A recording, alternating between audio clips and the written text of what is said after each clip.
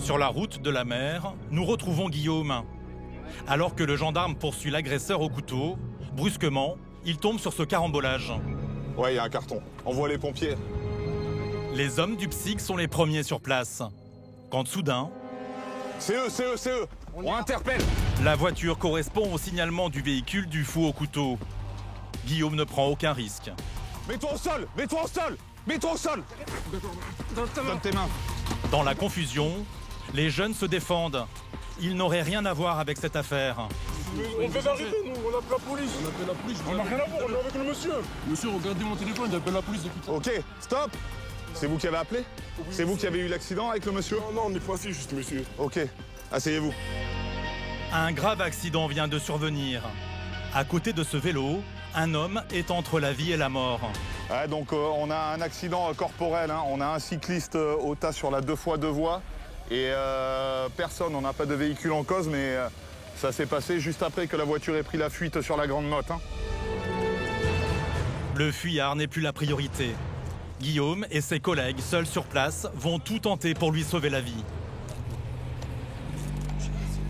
Allez, vas-y, Massa. C'est bon. Attends.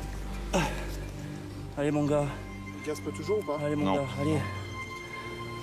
Allez. Il arrive. Non? Ok, ça... Allez, reviens. Non, ça va gêner, ça.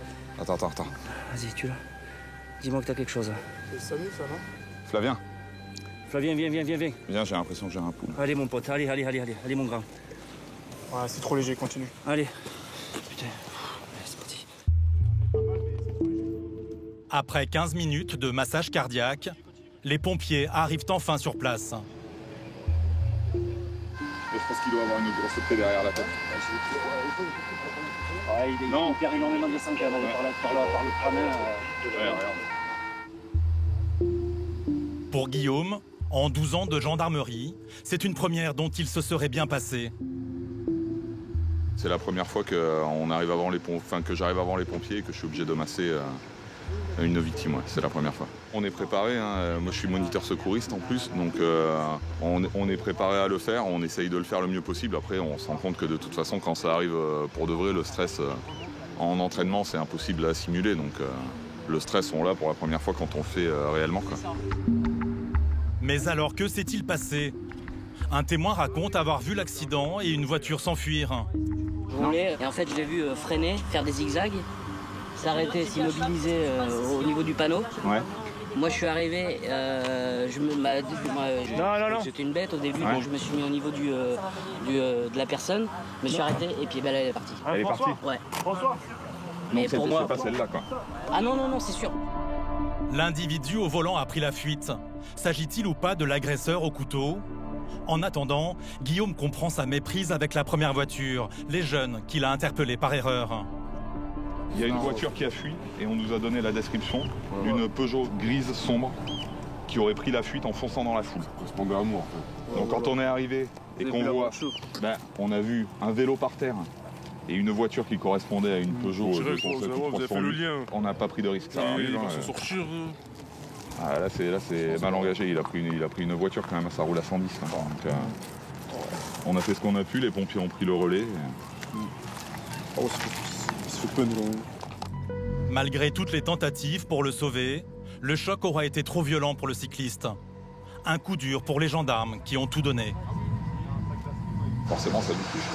On aurait aimé le sauver, mais c'est comme ça fait partie du boulot. Il faut se blinder un peu aussi, parce que sinon c'est compliqué. Évidemment, ça touche. Sur le crâne.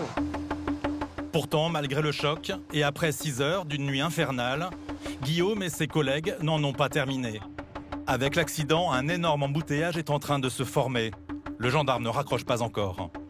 Ah là maintenant c'est de rendre la voie circulable pour les voitures, parce que là il y a des gens qui attendent depuis maintenant longtemps. Donc là, vu que les secours ont été faits, il faut préserver la scène de l'accident. Seule solution pour débloquer le trafic, faire remonter les voitures à contresens sur une bretelle d'accès. De là-bas, on va les faire remonter en sens inverse. En sens inverse. On va les faire reprendre là. Ils vont bloquer là-bas pour les faire sortir au grand travers. Ils vont bloquer là-bas l'accès. Seulement, certains automobilistes ont devancé les gendarmes. Guillaume craint un nouvel accident. Une voiture risque d'arriver sur la bretelle. C'est pas bloqué la route là. Attendez, la route elle est pas bloquée là, vous êtes en sens interdit là. Attendez. Il y a 2 minutes à attendre. Le temps qu'on mette un camion en face. Quelques manœuvres et le dispositif est mis en place. C'est bon? C'est bon? Allez, maintenant vous pouvez avancer. On va faire passer ceux-là là. Attends, eux ils vont attendre. Ouais, ils attendent. Il va se mettre en travers. Allez-y, allez-y. Après une longue attente, des centaines d'automobilistes peuvent enfin quitter la route. Allez, rapprochez le téléphone là, monsieur. La pire nuit de l'année s'achève pour Guillaume. Le gendarme va rentrer chez lui avec 3 heures de retard, après un petit SMS à sa famille. Dès que le retard est un peu trop important, on l'envoie, ça rassure. Au moins, s'ils ouvrent les yeux, qu'ils voient que je suis pas là, ils savent que c'est rien de grave. Ils se posent pas mille questions. Le fou au couteau a finalement été arrêté dans la matinée.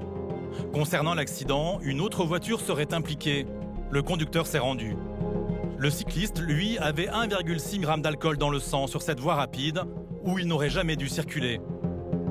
L'été ne fait que commencer pour les gendarmes de l'Hérault.